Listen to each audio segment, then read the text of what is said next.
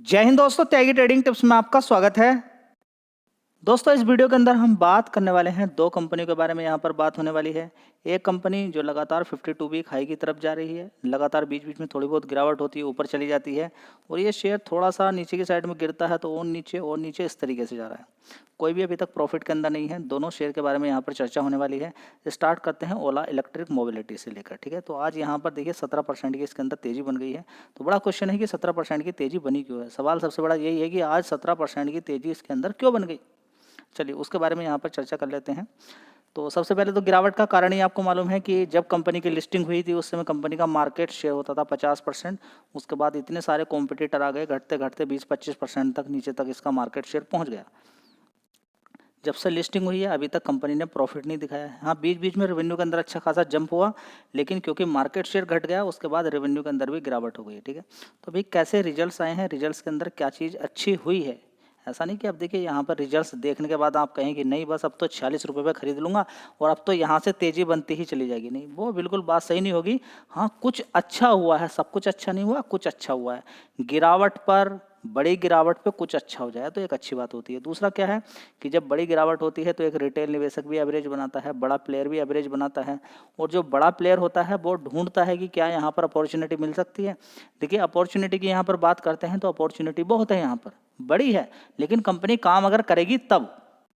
Opportunity तो यहाँ पर इतनी है कि अगर मेरी रिसर्च आप की अगर बात करते हैं और कंपनी मेरी रिसर्च के अकॉर्डिंग अगर काम करती है, देखिए कंपनी ने अगर यहाँ पर हल्का सा प्रॉफिट दिखाना शुरू किया और सेल्स थोड़ी सी बढ़नी शुरू की, कंपटीशन कितना भी बड़ा हो कोई बात नहीं है, डिमांड कभी कम नहीं होने वाली। इलेक्ट्रिक व्हीकल की डिमांड आगे बढ़ेगी ही। जैसे बात करें तो कम से कम 60 लाख इलेक्ट्रिक व्हीकल, 60 लाख जो व्हीकल हैं डीजल पेट्रोल गैस वाले, वो बोला जा रहा, देखिए अभी दिल्ली के अंदर वो बात वापस ले ली गई है शायद कि खत्म हो जाएंगे, लेकिन डर का माहौल एक हो जाता है। लोग कोशिश यही करते हैं कि अब डीजल पेट्रोल से थोड़ा सा साइड से हटा जाए। ठीक है, क्यों ना इलेक्ट्रिक व्हीकल पे ही थोड़ा सा दिमाग लगा जाए। चार्जिंग स्टेशन जैसे जैसे बढ़ेंगे वैसे ही इलेक्ट्रिक व्हीकल का क्रेज बढ़ता चला जाएगा। एक समय ऐसा आएगा आप देखेंगे कि ज़्यादातर इलेक्ट्रिक व्हीकल आपको मिलेंगे। ठीक है, तो अभी क्या है, दिक्कत वही है कि हाँ, एक लंबे रूट पर अगर जाना हो तो इलेक्ट्रिक व्हीकल वहाँ पर यही रहती है कि चार्जिंग स्टेशन होगा वहाँ पर या नहीं होगा।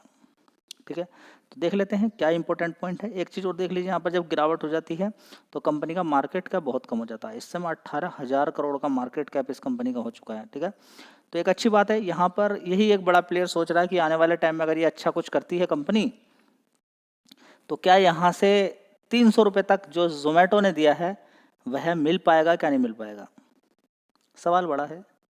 5-6 गुना पैसा हो पाएगा, नहीं हो पाएगा, देखते हैं। देखिए कंपनी की सारी परफॉर्मेंस के अकॉर्डिंग है। ठीक है, इस तेजी को देख के आप ये ना सोच लीजिएगा कि हाँ बस अब सब कुछ ठीक हो जाएगा। ठीक है, लेकिन हाँ कुछ अच्छा हुआ है तो उसका यहाँ पर तेजी भी देखने को मिल गई है। अब ये कंटिन्यूस रहेगी नहीं रहेगी वो बड़े प्लेयर के हाथ में है। इतने अच्छे रिजल्ट्स भी नहीं आए हैं, लेकिन हाँ थोड़ा सा जो इतनी दिक्कत परेशानी थी उसमें सुधार देखने को मिला है। अगर शेयर के अंदर बड़ी गिरावट हो जाए थोड़ा सा भी कुछ अच्छा ही माना जाता है। चलिए दोस्तों, देख लेते हैं कंपनी की परफॉर्मेंस कैसी देखने को मिली है। तो एक साल पहले जून क्वार्टरली बेसिस पे यहाँ पर बात करेंगे, जून, सितंबर, दिसंबर, मार्च और जून, 1,644 करोड़ का रेवेन्यू आता था 4 डिजिट के अंदर। उससे भी पहले देख लीजिए 4 डिजिट के अंदर आता था। लोग खुश थे कि 3 डिजिट से कंपनी 4 डिजिट पे पहुंची है। तो सितंबर क्वार्टर में भी 1,200 करोड़ था, लोगों को कोई दिक्कत नहीं थी। उसके बाद भी 1,045 करोड़ था, कोई दिक्कत नहीं कि चलो 4 डिजिट में तो है। लेकिन जब गिरा 611 करोड़ हो गया आधा, बड़ी दिक्कत हो गई। उसके बाद देखिए 828 करोड़, थोड़ा सा इंप्रूवमेंट यहाँ पर देखने को मिला है। बस ये एक अच्छी बात यहाँ पर देखने को मिल रही है। और अच्छी बात क्या है कि ऑपरेटिंग प्रॉफिट जो 695 करोड़ का नुकसान था, 460 करोड़ का नुकसान, 379, देखिए उससे पहले भी 205 करोड़ के आसपास पहुंचा था। ठीक है, बड़े बड़े नुकसान से देख लीजिए 3 डिजिट में बढ़ा, 300 करोड़ 400 करोड़ का नुकसान था, 200 करोड़ से फिर सीधा सीधा देखिए 695 करोड़ तक पहुंच गया। तो ये कोई एक फॉर्मूला नहीं है कि यहाँ पर कंपनी का अब 237 करोड़ का ऑपरेटिंग प्रॉफिट देखने को मिला है तो अब ये बिल्कुल पक्की वाली बात हो गई कि अब अच्छे रिजल्ट ही आएंगे आगे आने वाले टाइम में। ये कह पाना बिल्कुल गलत होगा। लेकिन हाँ, पिछले क्वार्टर्स की अपेक्षा नुकसान कम हुआ है। पहले 870 करोड़ का नुकसान था, अभी 428 करोड़ का नुकसान है। उससे पहले 584 करोड़ का नुकसान था, 495 करोड़ का। उससे पहले 347 करोड़ का, 416, 376 करोड़। तो अभी 428 करोड़ का पिछले क्वार्टर की अपेक्षा यहाँ पर कह सकते हैं तो बस यही है। अब इसमें क्या अच्छा और क्या खराब आप कह सकते हैं। रेवेन्यू के अंदर थोड़ा सा जंप देखने को मिला है और प्रॉफिट के अंदर थोड़ा सा यहाँ पर सुधार देखने को मिला है, लेकिन प्रॉफिट तो कंपनी ने अभी भी नहीं दिखाया। तो रिजल्ट्स हम कहेंगे कोई खास रिजल्ट्स नहीं आए हैं, लेकिन खास तो नहीं आए हैं, लेकिन डिप परफॉर्मेंस नहीं गई पिछले क्वार्टर की अपेक्षा। बस ये थोड़ा सा सुधार यहाँ पर देखने को मिला है।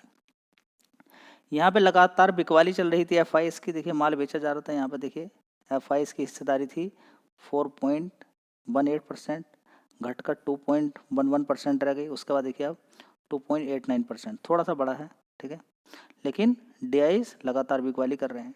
तो एफआईएस ने थोड़ी यहाँ पर हिस्सेदारी बढ़ाई है। अब देखते हैं आगे क्या होता है। फिलहाल पब्लिक के पास ही सबसे ज़्यादा होल्डिंग है और प्रोमोटर्स के पास 36.78% की हिस्सेदारी है, ठीक है। आगे देखते हैं कंपनी के अंदर क्या सुधार देखने को मिलता है। दोस्तों अगला शेयर है रेडिंगटन। याद रखें कि किसी भी शेयर की कोई रिकमेंडेशन में यहाँ पर खरीदने बेचने की राय आपको नहीं देता हूँ। मैं आपसे ये नहीं कहता हूँ कि इस शेयर को खरीदना है या उस शेयर को खरीदना है या बेचना है, इस लेवल पे बेचना है या खरीदना है, ठीक है। हाँ, अच्छे शेयर्स होते हैं, मैं आपके साथ जब गिरावट हो जाती है मैं आपके साथ चर्चा करता रहता हूँ। उसमें से कुछ भी आपको अच्छा लगता है तो आप थोड़ा सा दिमाग लगा सकते हैं। पहली बात, स्टार्टिंग से अगर बात करते हैं शेयर की, तो नीचे की साइड में रहता है 170-75 रुपये के आसपास। वहाँ से तेज़ी बनती है और पहुँच जाता है 230-35 रुपये के आसपास। फिर से गिरावट होती है, फिर वहीं पहुँच जाता है 170-180 रुपये के आसपास, 90 रुपये के आसपास। फिर इसके अंदर ज़बरदस्त तेज़ी बनती है, मारता है 300 रुपये। 300 रुपये से फिर इसके अंदर गिरावट हो जाती है, पहुँच जाता है 260। और लगातार इन सारे लेवल पे मैं आपको बताता रहता हूँ कि मजबूती है कंपनी के अंदर। थोड़ा सा दिमाग आप चाहो तो लगा सकते हो। दोस्तों जिसने भी दिमाग थोड़ा सा लगाया है तो 200 रुपये से देख लीजिए, ऊपर की साइड में इसने 235 रुपये लगभग अभी अभी में मार दिया है, 234 रुपये, और 260 रुपये से भी फिर ऊपर की साइड में इसने मारा है।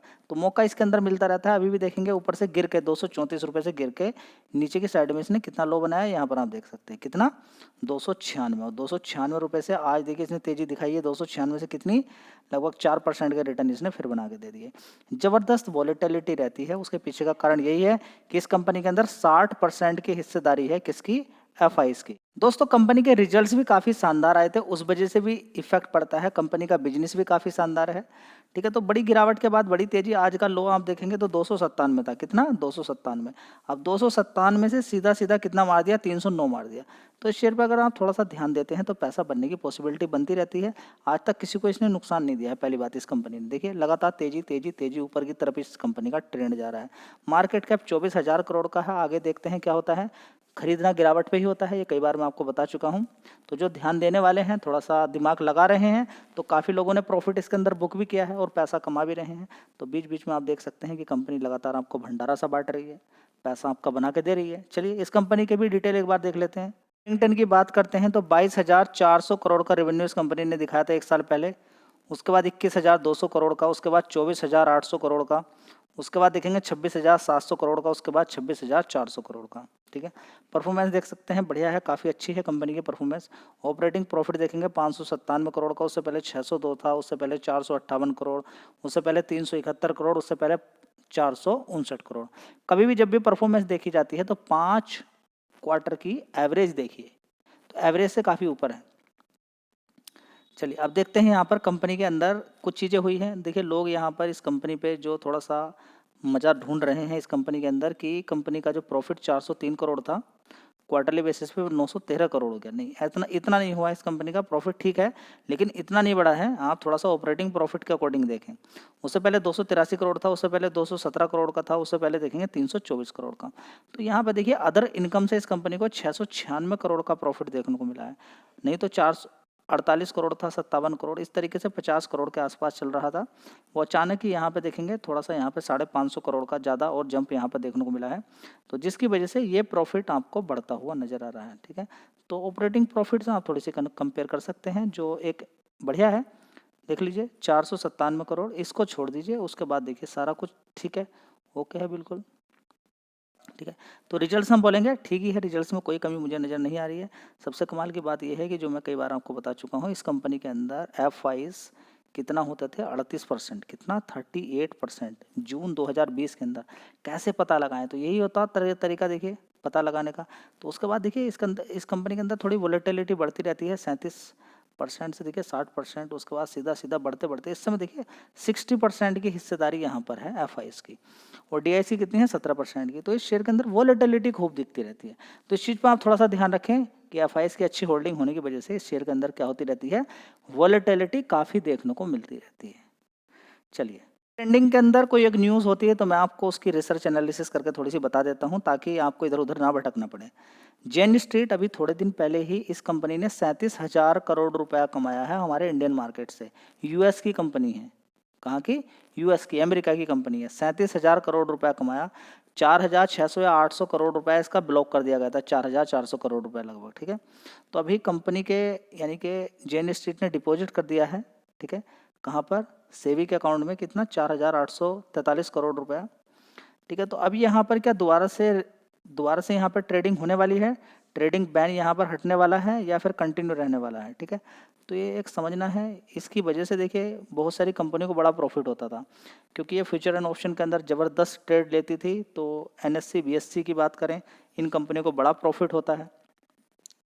तो जब से ये बात निकल कर आ रही है, वॉल्यूम भी घट गया है। इसके जैसे ही बैन लगाया, अगर आप देखें तो 1 साल के लो पर वॉल्यूम पहुंच गया है फ्यूचर एंड ऑप्शन के अंदर। ठीक है जी, क्या करें, हमारी तो कुछ भी समझ में नहीं आ रहा। देखिए, समझने वाली कोई बात नहीं है। इतना पैसा इंडिया से बाहर चला गया है। फ्यूचर एंड ऑप्शन के अंदर 10 में से 9 लोग खत्म हो जाते हैं, बचते नहीं हैं।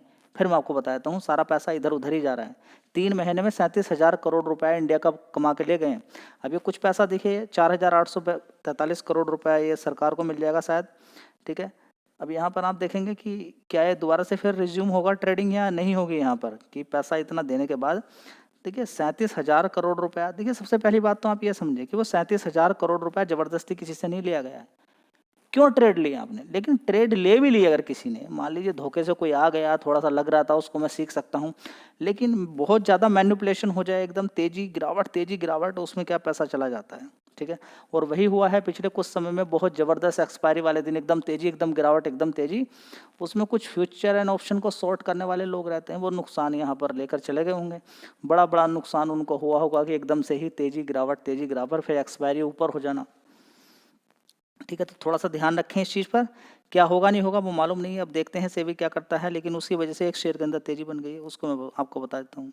तो देख लीजिए यहाँ पर बीएससी के अंदर आज ही जैसे ही पता चला कि रिज्यूम हो सकता है, यहाँ पर इतना पैसा जमा कर दिया है किसने? जेन स्ट्रीट ने। तो आप देखेंगे यहाँ पर क्या अब फिर दोबारा से ट्रेडिंग होती है, तो इसको भी, एंजल वन को भी, इन कंपनियों को बड़ा फ़ायदा होता हुआ नजर आएगा। ठीक है, लेकिन एक जो डर का माहौल है वो लोगों के अंदर आ चुका है। लोगों को पता चल चुका है कि किस तरीके से कॉल पुट को ऊपर नीचे करा जाता है, किस तरह से शेयर भगाए जाते हैं। तो ये लोगों को जब जानकारी मिल जाती है तो कॉल पुट से लोग दूरी बनाना शुरू कर देते हैं, लेकिन दूरी तो कहीं नहीं बन रही। अभी भी देखेंगे 1 लाख करोड़ का नुकसान हो गया है लोगों का, 1 लाख करोड़ का नुकसान हुआ पूरे फाइनेंशियल ईयर के अंदर। ठीक है, तो वो बढ़ता ही जा रहा है लगातार। तो लोगों पे पैसे की कोई कमी नहीं है, हर कोई पैसा कमाना चाहता है, और हर कोई इस तरीके से पैसा लगाता है कि बस ये एक ट्रेड सफल हो जाए तो फिर मुझे कुछ करना नहीं पड़ेगा, बस उसी के चक्कर में कोई पैसा नहीं कमा पा रहा है। तो 4% की तेज़ी यहाँ पर बन गई है। अब देखते हैं आगे क्या होता है।